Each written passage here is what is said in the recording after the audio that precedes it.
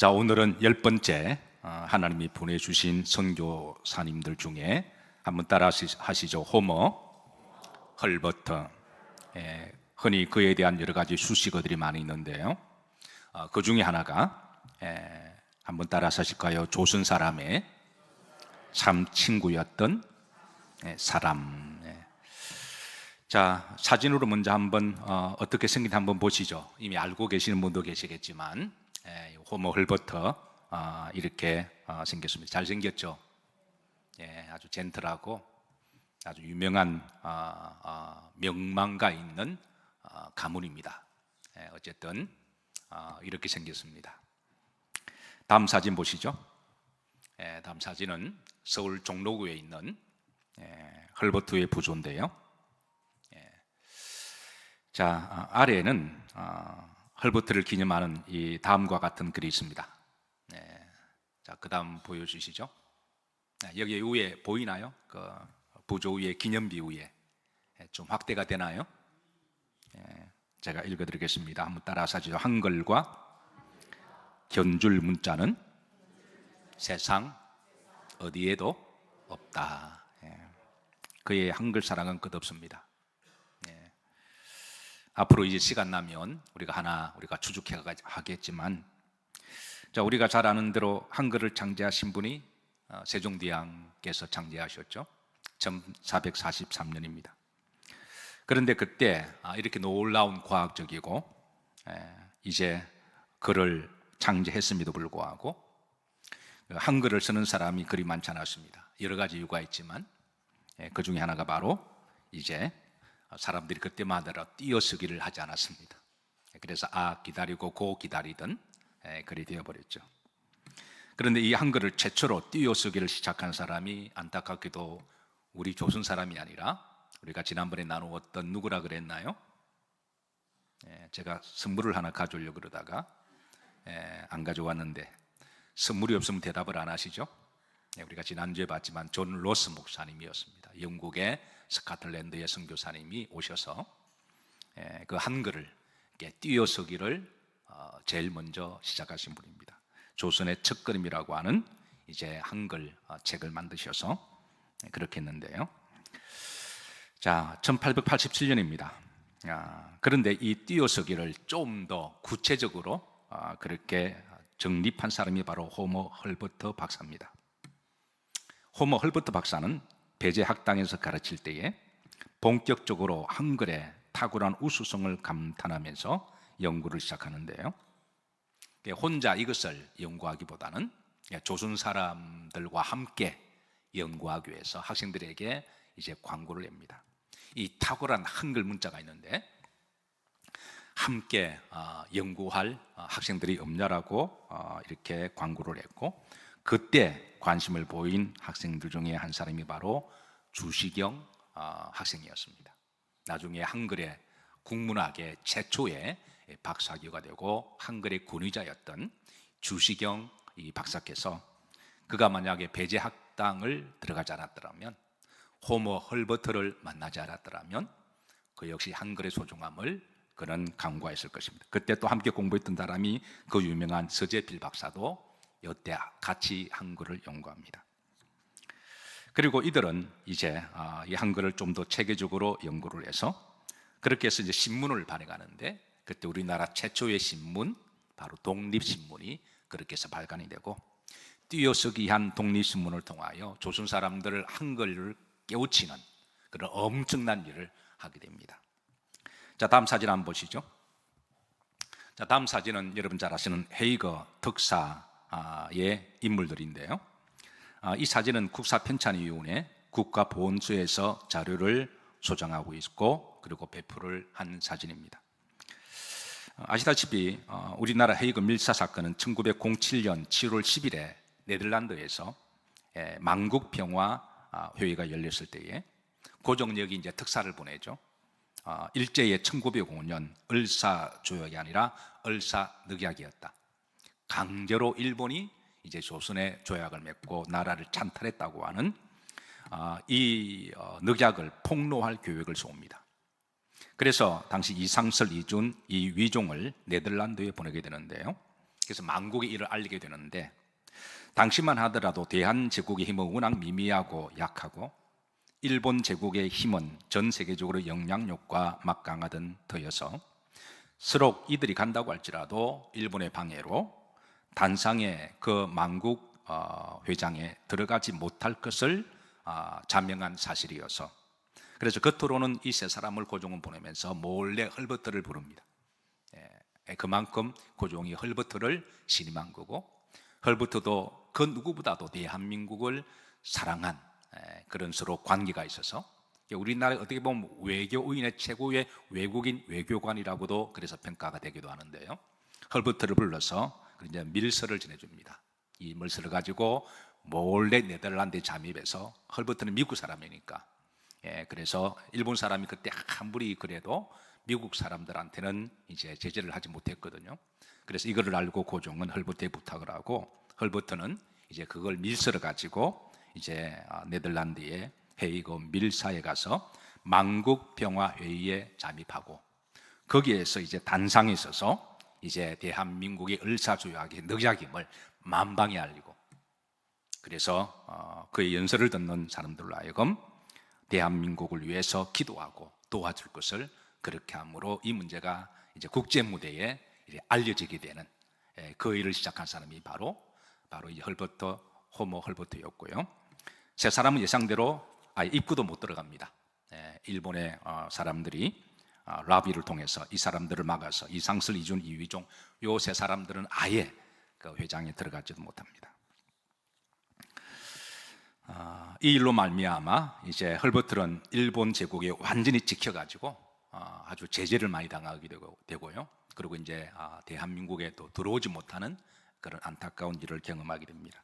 일본이 망하고 1945년에 다시 대한민국에 들어와서 그토록 그리워하던 사랑했던 한국에 다시 들어와서 그는 늘 평소에 이런 말을 자주 했습니다. 나는 웨스트민스터 사원보다도 한국 땅에 묻히기를 원합니다 라고 하는 것이 그의 바로 유언이었습니다. 자, 그 다음 사진 한번 보시죠. 여러분 누구시죠? 안중근 의사시죠. 그 수술하는 의사가 아니라 이제 안중근 독립 의사신데요. 이분이 이런 말을 했습니다. 한번 다 같이 한번 읽으실까요? 시작. 한국인이라면 헐버트를 하루도 잊어서는 안 됩니다. 그러니까 한국 사람이라면 그 간 엄청난 한국을 위해서 한 헌신과 그의 국내와 국제적으로 한 일을 우리가 안다면 그를 하루라도 잊어서는 안 된다라고 그렇게 일러주고 있습니다. 자, 양화진에서 만난 호모 헐버트의 기념비 한번 보시죠. 자, 지금도 양화진 140년 전에 선교사들이 오셔서 우리나라를 위해서 헌신하시다가 우리나라 땅에 묻혀서 그렇게 이제 하늘나라 가신 선교사들이 계신데요. 그 중에 이제 호모 헐버트의 기념비도 있습니다. 이 묘비는 크게 세 파트로 기념글이 적혀 있는데요. 제일 윗부분에 호모 비 헐버트가 있고요. 태어난 1863년부터 1949년 이제 8월에 하늘의 부르심을 받는 그의 연생이 기록되어 있습니다.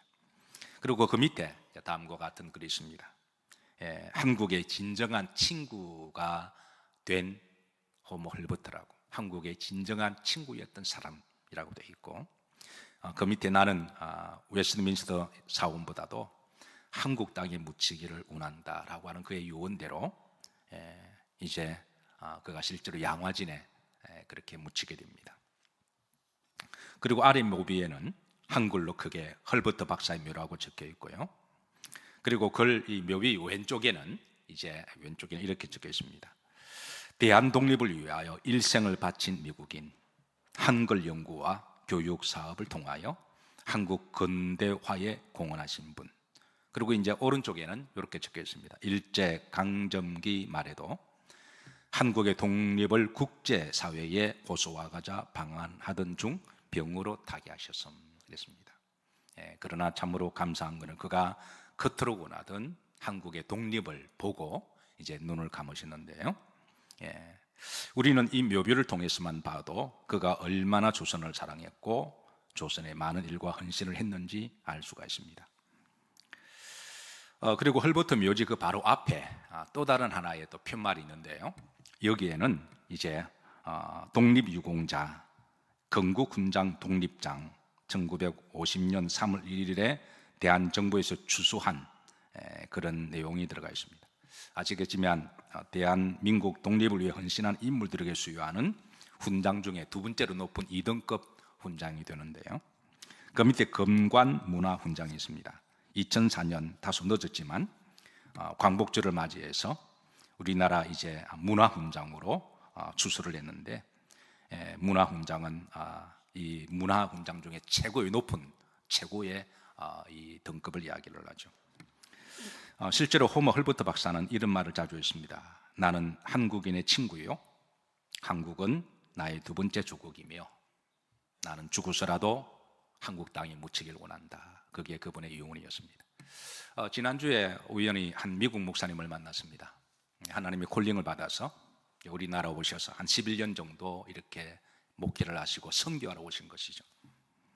근데 이제 그분과 대화를 나누는 중에 제가 이제 140년 전에 하나님이 많은 선교사를 보내주셔서 우리나라에 헌신하시고 순교하신 것을 우리 한국 교회는 결코 잊지 않고 기도하고 있습니다. 그렇게 말씀을 드렸더니 이분이 눈에 눈물을 글썽하시면서 이번에 한국 처음에 홍대에 이렇게 개척을 하시는데요.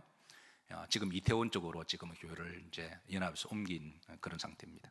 그 홍대 바로 양화진 가깝잖아요. 제가 양화진에 자주 간대요. 자주 가서 그 선배들 선교사들의 무덤을 보면서 자기도 이렇게 해달라고 기도한대요. 제가 그 말을 듣고 가슴이 뭉클했습니다. 이게 사실은 우리가 그런 기도를 해야 되는데 아직까지 하나님께서는 이런 선교사들을, 어떻게 보면 지금 우리나라에 더 이상 선교사가 필요 없을 정도잖아요. 어쨌든 그런 마음으로 양화진에 자주 가셔서 그렇게 기도하신대요.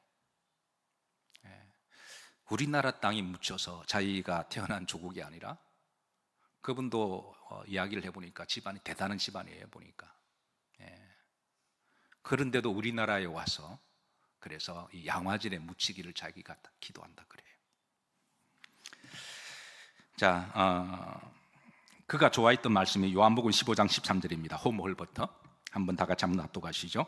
사람이 친구를 위하여 자기 목숨을 버리면 이보다 더 큰 사랑이 없나니.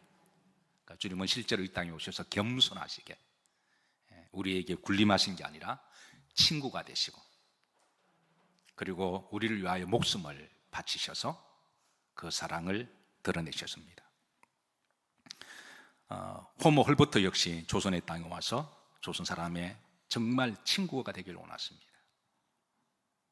그리고 그는 실제로 조선 사람의 친구처럼 살았고, 한평생 그가 죽기까지 조선을 위해서 헌신하고, 그리고 선교사들의 무덤이라고 말하는 양화진에 묻혔습니다. 그의 소원이 이루어진 거죠. 사실 조선은 호모 헐버트에 대해서 정부조차도, 심지어 교회조차도 그가 얼마나 위대하고 놀라운 일을 했는지 사실 관심이 별로 없었습니다. 당시만 하더라도 역사적인 사료를 귀히 여기던 시절이 아니어서 그가 한 일에 대해서 업적을 잘 기록하거나 보관하지 않았는데요. 그런데 세월이 지나서 우리나라와 다른 나라에 여기저기 그의 흔적이 드러나면서, 특별히 그가 외국에 보냈던 많은 조선을 위한 기고글들이 있습니다.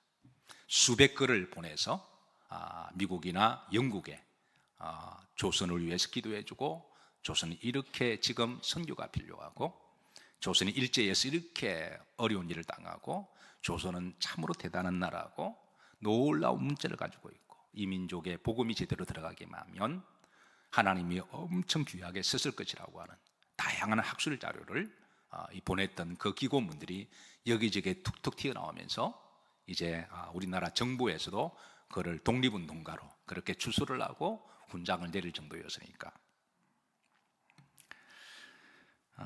그래서 안중근 의사는 아까 말씀드렸듯이 한국이라면 그를 하루라도 잊어서는 안 된다라고 그렇게 말을 남겼습니다. 자, 호모 헐버트의 출생과 조선에 오기까지 여정을 우리가 좀 추적해 보도록 합니다. 미국의 남북전쟁이 활발하던 한창이었던 1863년 1월 26일 날 버몬트주 뉴헤이븐에서 태어났는데요. 그의 가문은 매우 사회적으로도 명문가정이고 신앙적으로도 명문가정이었습니다. 아버지 칼빈 헐버트는 목사님이면서도 당시에 그 지역의 미들베리 대학교의 총장이었습니다. 어머니는 다트마스 대학교, 여러분 아시죠? 아이비리그의 유명한 대학교입니다. 그의 가문은, 어머님의 가문은 그 학교의 창립자가 됐어요. 그래서 어머니는 메리 우드워드였는데요. 헐버트는 이 부부 사이에 3남 3녀 중에 차남으로 태어납니다. 헐버트는 어릴 때부터 부모님의 가훈을 늘 들었습니다. 그 가훈이 이렇습니다. 한번 따라서 아주 성품이 성리보다 더 본질적이다. 이게 집안의 가훈이었대요. 그러니까 머리에서 이기는 것보다도 사람의 캐릭터가 항상 그 그리스도인의 그게 더 근본적이다. 이거를 어릴 때부터 늘 뵙고 자라서 그는 누구보다도 온유하고 따뜻한 반듯한 신앙적 성품으로 잘 자랐습니다. 부부 역시 다 교육자고 또 총장이어서 어린 시절부터 헐버트에게 교육을 많이 강조했고, 헐버트 역시 부모의 기대에 부응해서 성실하게 공부를 했고요. 1884년 그 아이비리그 명문 대학인 다트머스 대학교에 입학을 하고 졸업을 합니다. 이어서 박사 과정이 들어갔는데 그의 전공 분야는 교육학이었습니다. 그리고 그는 언어학과 선교에도 매우 관심이 많았는데요. 놀라운 것은 그는 7개 언어를 구사할 정도로 천재적인 머리를 가지고 있었습니다. 특별히 서양과 동양 역사에 대해서는 해박한 지식을 가지고 있었고, 당시 박사과정 연구원들 중에서도 단연 천재적인 학자로도 정평이 나 있는 사람이었습니다. 1884년 가을 방학차 아버지 집에 잠깐 이제 집에 가게 되는데요.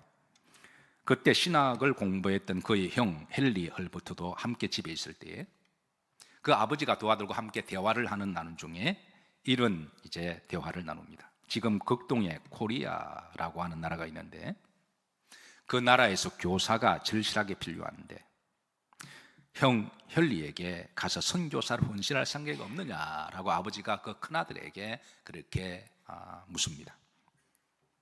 이때 형은 한 번도 들어보지 못한 조선, 어디에 있는지 알지도 못하는 조선, 아버지로부터 들은 말은 이 세상에 가장 가난하고 살기가 힘든 나라에 가서, 여러분 당시 1880년만 하더라도 조선의 평균 사람의 나이가 몇 살이었는 줄 혹시 아시나요? 한번 생각해 보시죠. 1880, 이 선교사가 1880년에 들어오거든요. 80년에 들어오거든요. 아펜젤가 85년에 들어옵니다. 그때에 이제 기록에 의하면은 우리 조선 사람의 평균 나이가 몇 살이었을까요? 자, 알아맞추면 큰 상이 있을 겁니다. 예. 자, 몇 살 정도가 됐을까요? 45세. 예. 또 다른 분 안 계시나요? 65세? 51세? 60세요? 애누리 없이 딱 6으로 깎는 거예요? 60으로. 또 다른 분은요? 50. 또 다른 분은요? 40. 눈치가 빠른 분들은 계속 내려갈 거예요. 또 다른 분은요? 여러분 놀라지 마세요. 23살이었습니다. 통계 자료에 하면 23살이었어요. 왜 그리 일찍 죽었을까요? 뭐 때문에 그래 일찍 죽었을까요? 전쟁? 뭐요? 너 나보고 연병거리면 어떡해? 네, 맞습니다. 질병, 콜레라, 그리고 장티푸스. 네. 네. 그래서 해마다 콜레라 때문에 수천 명이 죽어나갔습니다. 장티푸스 때문에. 우리나라 옛날에 이조, 판서, 영의정, 정의정 이 사진을 자세히 보면요, 얼굴에 다 건보가 있는 거 아시나요? 다 천년도 같은 게요. 당시는 대부분의 사람들 얼굴이 다 건보였습니다. 선교사들의 보고 그래야 하면은 해마다 콜레라, 장티푸스, 천연두가 돌아가지고요. 살아남아도 얼굴이 다 곰보가 되고요. 그래 죽기도 하고. 선교사들이 이 모습을 보고 얼마나 마음이 아팠을까요? 23살이 평균 나이였습니다. 그래서 조혼 풍습이라는 게 옛날에 몽고가 와서 데리고 가니까 조혼이 시작되었지만 워낙 일찍 죽으니까 대를 유지하기 위해서 7, 8살에 결혼을 막 시켜버리는 거예요. 바로 그렇게 살아가던 시절에 형 헨리 헐버트는 자기는 자신 없다고 이야기합니다. 근데 동생 홈 헐버트는 그 이야기를 듣고 아버지로부터 자기가 코리아 가겠다고 그렇게 났습니다. 그때 상황과 감동에 대해서 그런 비망록에 그런 다음과 같이 기록을 하고 있습니다. 자, 한번 다 같이 한번 읽도록 합니다. 아버지로부터 코리아라는 나라에 교사를 구한다는 소식을 들었을 때 마치 꿈속을 걷는 기분이었고 황홀했다. 그때의 감정을 제대로 기술할 수가 없다. 저는 이 마음을 주신 분도 하나님이라고 저는 믿습니다. 이렇게 유망전도한 잘생기고 어떤 맹문의 가문에서 여러분 당시 이 다마스크 대학은 대단한 대학교입니다. 그런데 이 마음을 가지고 흥분을 가를 수 없는, 저는 이 마음도 하나님이 조선을 사랑하셔서 이 마음을 주신 줄로 믿습니다. 그는 너무 그 마음이 흥분이 돼서 박사 과정 중에 코리아로 교사로 지원합니다. 1884년 12월에. 그런데 조선에서 갑신정변이 일어납니다. 나라가 뒤집어진 거죠. 그래서 조선으로 오는 모든 길이 막혀버리는데요. 그러나 그의 마음 이미 조선에 가 있었고, 그는 오히려 기다리는 동안에 뉴욕의 유니온 신학교에 들어갑니다. 그리고 신학을 공부하면서 특별히 조선과 동아시아에 대한 공부를 하는데, 그때 그리피스가 박사가 쓴 은둔의 나라 책, 이 책도 제가 옛날에 소개시켜드렸죠. 그 책을 보면서 조선에 대해서 공부를 합니다. 그는 그 책을 통해서 조선을 공부하며 그의 빈망록에 또 이렇게 기록을 남겼는데요. 다 같이 한번 합독하시죠. 조선에 대해서 처음부터 공부할 때부터 유구한 역사와 자랑스러운 문화를 가진 조선과 1600만 조선인은 나의 인생을 사로잡은 대상이었습니다. 그리고 1885년에 어머니에게 한 통을 편지를 보내게 되는데요. 하나님이 허락하시고 길을 열어주시면 조선에 가서 복음을 전하고 기독교적인 가치를 심는 일을 하고 싶습니다 라고 이제 편지를 보냅니다. 그리고 이제 갑신정변이 조금 안정이 되자 1885년은 고종은 이제 다시 교사를 구한다고 하는 이제 문을 열어놓는데요. 헐버트는 미국의 교육부서에 연락을 해서 조선으로 떠나는 모든 과정과 절차를 마칩니다. 그래서 1886년 5월 4일에 미국 뉴욕에서 떠나게 되는데요. 그가 얼마나 조선에 대한 사모함과 열정이 있었는지 그의 약혼녀에게까지 미국에 남겨두고 그런 조선에 오게 됩니다. 그의 사랑하는 그 피앙세를, 자, 미리 질문합니다. 나중에 헐버트가 다시 조선에 와서 그 약혼녀와 결혼을 이제 하게 되는데요. 한 2년 하려고 들어옵니다. 2년이 지나고 나서 그의 약혼녀가 고무신을 거꾸로 신었을까요? 아니면은 반듯하게 그대로 놔뒀을까요? 자, 거꾸로 신었다. 자, 자기를 버리고 갔기 때문에 자기도 버린다. 그 조선에 가서 고생할 이유가 없잖아요. 자, 거꾸로 신었다. 손 들어보세요. 자, 그 신발을 가지런히 그대로 놔뒀다. 자, 이 부분이 궁금하시면 다음 주에 이어서 말씀. 궁금하시니까 꼭 다음 주에 꼭 확인하세요. 어쨌든 그의 살아가는 약혼녀까지도 그렇게 내버려도 보내오는데요. 이때 조선으로 떠날 때 다음 2명의 지원자와 같이 떠납니다. 조지 윌리엄 길모어라고 하는 사람이 있었고 달젤 뱅크라고 하는 청년이 있습니다. 당시 조지 윌리엄 길모어는 아내와 동반을 했습니다. 결혼했기 때문에. 달젤과 헐버트는 아직 미혼이었고 총각이었습니다. 조지 윌리엄 길모어는 영국 출생입니다. 사진 한번 보시죠. 이 사진 없나요? 그럼 다시 내려주세요. 자. 이 사람도 미국의 유명한 프린스턴 대학을 졸업한 당대 수재였습니다. 여러분, 140년 전에 우리나라 온 선교사들은 다 대단한 분들이에요. 그 시대 최고의 석학들이었습니다. 하나님 어떻게 그런 사람만 보낸지는 모르겠어요. 그런 조선에서 9년 동안 유경 학원에서 가르치다가 학교가 폐교가 됩니다. 고종이 더 이상 지원을 하지 않는 바람에 학교가 폐교가 되는데요. 그러나 그가 영국으로 돌아가서 그는 서울 풍물지를 기록하여 한국을 또 세계에 알리는 공헌을 하는데요. 한번 다음 사진 보세요. 그 책자에 보시면 이 서울 풍무지라는 책자에서 조선의 국토, 정부, 서울의 모습, 언어, 국민, 가정생활, 복식과 장식, 여성의 생활, 놀이, 종교, 자원, 문명화로 진보, 외교, 관계, 조선에 살고 있는 외국인들의 생활, 선교 사업 등에서 상세히 기록하고 이제 영국 사람들에게, 전 세계 사람들에게 조선을 알립니다. 달젤 뱅크라고 하는 자, 이분 한번 보시죠. 이분은 사진 좀 올려주시죠. 이 사진도 없나요? 이분이 조선에 오셔서 배제학당, 아펜젤러, 누가 세웠다 그랬죠? 배제학당은요? 아주 명문학교입니다. 아펜젤러. 제가 실수하는 척하면 답을 다 드리고 있습니다. 3대 교장이 돼요. 달젤 뱅크가 3대 교장이 되고요. 그는 79세에 하늘의 부르심을 받습니다. 그의 마지막 유언은 자신의 유고를 한국 땅에 묻혀달라는 것이었습니다. 그리고 그의 유언대로 그에 있어서는 양화진 선교사들의 묘지에 묻히게 되는데요. 그 역시 자신의 나라 미국만큼이나 한국을 사랑했고 죽어서도 한국 땅에 묻히기를 소원했습니다. 그리고 6년 후에 그의 아내도 하늘의 부르심을 받는데요. 그 아내도 자기의 남편 옆에 묻히기를 유언을 남겼고 양화진의 부부가 나란히 무덤이 있습니다. 그래서 이 두 분의 무덤 앞에 서면 뭔가 가슴이 뭉클하고 곳곳이 찡한 감동과 빛을 느낍니다.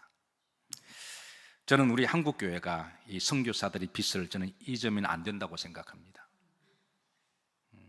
다 동의하시나요? 우리 그리스도인들이 이분들의 빛을 우리는 잊어서는 안 된다고 생각합니다. 자, 이렇게 해서 헐버트는 2명의 지원자와 함께 이제 머나먼 조선으로 항해를 여정을 떠나는데요. 당시는 뉴욕을 대륙 횡단을 해서 그래서 샌프란시스코 항구까지 가죠. 미국에 여러분 대륙 비행기만 5시간 반 걸리는 거리입니다. 차로 쉬지 않고 계속 가면 얼마 걸릴까요? 차로 쉬지 않고 계속 가면 차가 터져버리는데요. 그래도 계속 가면 한 11일 정도 걸립니다. 쉬엄쉬엄 가면 한 20일, 30일 정도 걸리죠. 샌프란시스코 항구에 도착해서 당신은 기차로 가는 거잖아요. 그리고 이제 그 당시 유일하게 아시아로 가는 배가 요코하마, 일본의 요코하마 항구에 소형 전기선을 타고 태평양을 건너는데 그 적은 배로 태평양을 건너다가 엄청난 그런 태풍과 또 풍랑을 만나고 결국은 거의 한 달 정도 걸려서 이제 요코하마 항구에 도착합니다. 6월 10일에 도착하고요. 그리고 나가사키로 가서 나가사키로 그때 오는 제물포로 배가 있어서 나가사키에서 인천 제물포로 7월 2일 날 스루가마루호를 타고 부산에 도착하고 부산에서 제물포로 올라오게. 이때가 1886년 7월 5일 아침이었습니다. 뉴욕에서 조선에 오기까지 거의 한 2달 동안의 그 죽음의 여정을 하고 오신 거예요. 그가 조선에 처음 도착하고 제물포항에 첫 발을 내딛었을 때 당시의 느낌은 그가 본 조선의 눈에 들어왔던 그의 느낌과 그의 마음은 어떠했을까요? 그건 여러분의 상상에 맡기도록 하겠습니다. 당시에 마중 나온 조선 관리인이 있었는데 고종이 보냈습니다. 유교학원은 고종이 야심찬 계획을 가지고 소위 조선의 천재들 아이들만 모아놓고 조선의 인재를 양성하는 소위 왕립, 영국의 국립학교처럼 그렇게 일본의 왕립 국교학교처럼 조선도 그렇게 이제 정말 조선의 최고 인재들을 모아서 왕립 국립학교로 세운 게 바로 유격학원이었잖아요. 그래서 이제 고종이 관리인을 보냅니다. 이때 이 세 사람은 네 사람이죠. 아내까지 합치면 안내를 받아 서울 남대문으로 들어오게 되는데요. 그때 길모의 아내는 조랑말을 내어주었고 나머지는 다 걸어서 옵니다. 당시에 날씨가 35도여서 매우 덥고 습해서 온몸이 땀과 먼지로 범벅이 되었다라고 기록을 합니다. 가는 중에 큰 강을 따라 가게 되었는데 호모 헐버트는 관리인에게 그 강은 어떤 강이냐 물었더니 그 강은 어떤 강일까요? 한강이라고 일러주었답니다.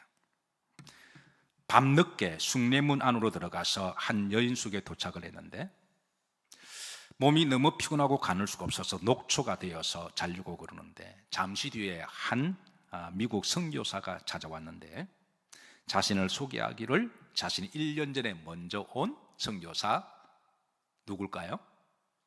언더우드라고 소개를 하드립니다.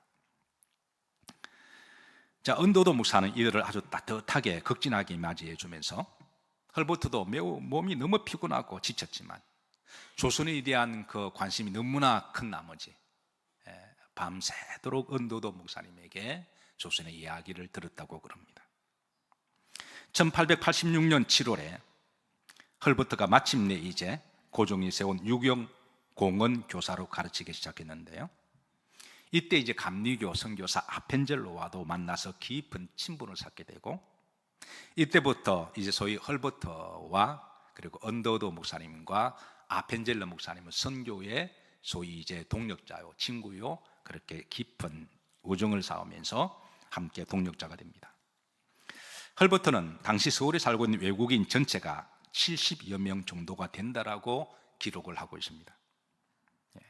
흥미로운 것은 헐버트는 자신이 살던 주변에 잘 식별할 수 있도록 간단한 지도를 그렸는데요. 사실 헐버트는 지리에 매우 관심이 많아서 또 실력도 대단했습니다. 세계 지리를 꿰뚫고 있었고 그래서 조선에 와서도 영어도 가르치고 수학도 가르치면서도 그런 지리도 가르치는데요. 나중에 사민필지라고 하는 그 유명한 책을 출판하게 됩니다. 여기에서 조선 사람들에게 이 세계는 조선만 있는 게 아니라 당시 조선 사람들은 우물한 개구리로서 조선이 단 줄 알았잖아요. 그런 조선의 배제학 땅의 젊은이들에게 세계 지도를 그려서 보여주고 세계가 이 정도로 넓고 그리고 배울 것은 많고 그래서 꿈을 심어주는데요.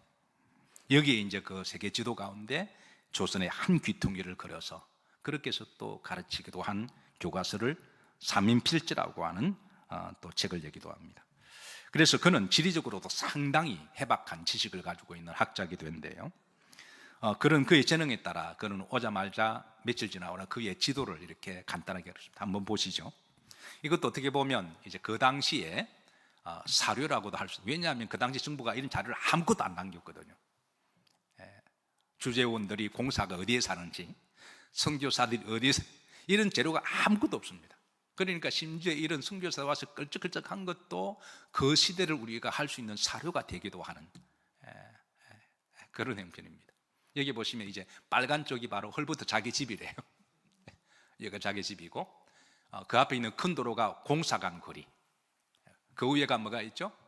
미국 공사관. 그리고 그 오른쪽 위에가 뭐가 있죠? 영국 공사관.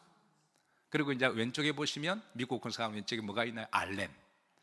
우리나라 첫 번째 제중원, 나중에 광원으로 바뀌고 우리나라 첫 번째 이제 서구식 병원이었던 그 바로 알렘 첫 번째 원장이죠. 좀 더 크게 확대해 주세요. 그 다음에 왼쪽에 언더우드 선교사님의 집이 있고요. 그 위에 존 헤론 선교사 집이 있습니다. 자, 왼쪽에 보시면 러시아 공사관이 바로 여기 있을 때입니다. 그리고 그 밑에 보시면 언더우드 고아원 학당, 오른쪽에 병원, 그 밑에 스크랜턴, 우리가 이분에 대해서도 한 대여섯 번 살펴봤죠. 스크랜턴. 그리고 그 밑에가 아펜젤러, 그 다음에 유학당, 메리 스크랜턴이 세웠던 유학당 거기 있고요. 그 밑에 존서 선교사, 그리고 길 밑에 쪽에 배제학당 있습니다. 그리고 그 밑에 올링어라고 하는 선교소가 있고, 그 다음에 이제 홀, 로제타 홀이라고 하는, 이 로제타 홀도 우리가 한 대여섯 번 강의를 해야 될 정도로 엄청난 일을 하셨어요. 제가 고민하다가 헐버트를 먼저 할까 호를 먼저 할까 고민하다가 온 연대순으로 헐버트를 먼저 하기로 했습니다. 헐버트가 마침 우리가 호를 또 한번 추적해 나갈 것입니다. 자, 이렇게 해서 그는 이제 하루빨리 그가 사는 그 주변을 지리적으로 그가 파악을 하게 되고요. 자, 헐버트는 이제 이곳에 둥지를 틀면서 그는 앞으로 자신이 살아갈 조선을 얼마나 사랑하고 얼마나 기도하고 얼마나 많이 웃고 얼마나 많이 감동을 받고 아마 그렇게 될런지 그는 아마 알지 못했을 거예요. 그리고 조선이 일본에 의해서 나라를 빼앗겼을 때 얼마나 많이 마음을 아파하면서 울며 기도했는지, 그리고 앞으로 조선이 해방될 때 또 얼마나 많이 기뻐했는지 아마 그는 몰랐을 것입니다. 무엇보다도 그는 자신의 나라보다 조선을 더 사랑했고 웨스트민스터 사원에 묻히는 것보다 조선의 땅에 묻히기를 더 영광스럽게 여기게 된 이 호머 헐버트가 세월이 지나고 그가 기도한 대로, 그가 헌신한 대로, 그가 예언한 대로 조선이 하나님께 귀하게 세움을 받아 열방이 우뚝 선 나라로 될 것을 보았다면 그는 지금 천국에서도 누구보다도 더 기뻐하고 즐거워했을 것이라고 믿습니다. 자, 이제 다음 시간에는 헐버트가 구체적으로 조선에 어떻게 헌신과 선교를 하셨던 그 열정에 대해서 우리가 추적해 나가면서 우리가 안중근 의사가 말했던 조선 사람이라면 하루라도 그를 잊어서는 안 된다고 하는 것을 우리가 새겨나가는 시간이 되기를 소망합니다.